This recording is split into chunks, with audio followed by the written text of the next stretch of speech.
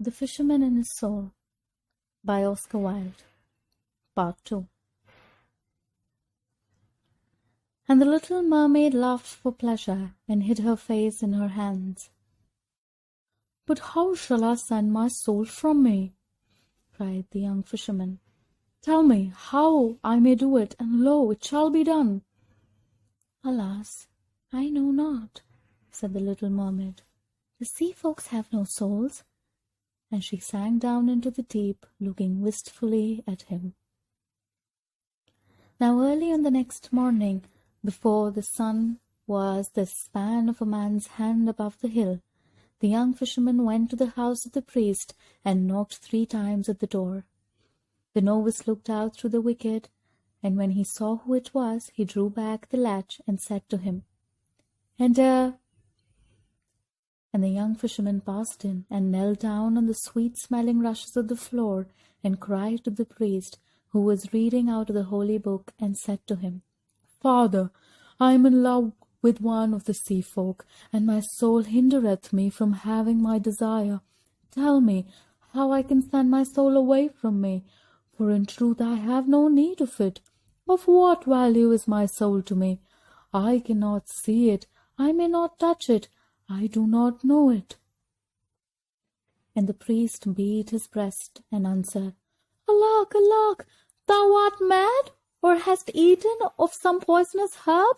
For the soul is the noblest part of man, and was given to us by God that we should nobly use it. There is nothing more precious than a human soul, nor any earthly thing that can be weighed with it. It is worth all the gold that is in the world, and is more precious than the rubies of the king. Therefore, my son, think not any more of this matter, for it is a sin that may not be forgiven. And as for the sea folk, they are lost, and they who would traffic with them are lost also. They are as the beasts of the field that know not good from evil, and for them the Lord has not died." The young fisherman's eyes filled with tears when he heard the bitter words of the priest, and he rose up from his knees and said to him, "Father, the fawns live in the forest and are glad, and on the rocks sit the mermen with their harps of red gold. Let me be as they are, I beseech thee, for their days are as the days of the flowers.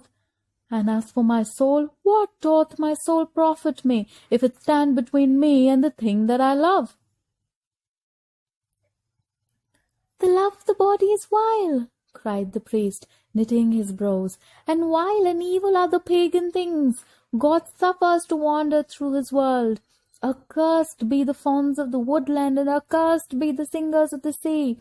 I have heard them at night time, and they have sought to lure me from my beads. They tap at my window and laugh. They whisper into my ears the tale of their perilous joys. They are lost, I tell thee, they are lost. For them there is no heaven, no hell, and in neither shall they praise God's name." "Father," cried the young fisherman, "thou knowest not what thou sayest. Once in my net I snared the daughter of a king. She is fairer than the morning star, and whiter than the moon. For her body I would give my soul, and for her love I would surrender heaven. Tell me what I ask of thee, and let me go away in peace." "Away, away," cried the priest. "Thy leman is lost, and thou shalt be lost with her." And he gave him no blessing, but drove him from his door. And the young fisherman went down into the marketplace, and he walked slowly and with bowed head as one who is in sorrow. And when the merchants saw him coming, they began to whisper to each other, and one of them came forth to meet him, and called him by name, and said to him, "What hast thou to sell?" "I will sell thee my soul," he answered. "I pray thee of me, for I am weary of it. Of what use is my soul to me? I cannot see it, I may not touch it, I do not know." But the merchants looked and mocked at him and said, "Of what use is a man's soul to us? It is not worth a clipped piece of silver. Sell us thy body for a slave, and we will clothe thee in sea purple, and put a ring upon thy finger, and make thee the minion of the great queen. But talk not of the soul, for to us it is not, nor has it any value for our service." And the fisherman said to himself, "How strange a thing this is! The priest telleth me that the soul is worth all the gold in the world, and the merchants say that it is not worth a clipped piece of silver." And he passed out of the marketplace and went down to the shore of the sea and began to ponder on what he should do.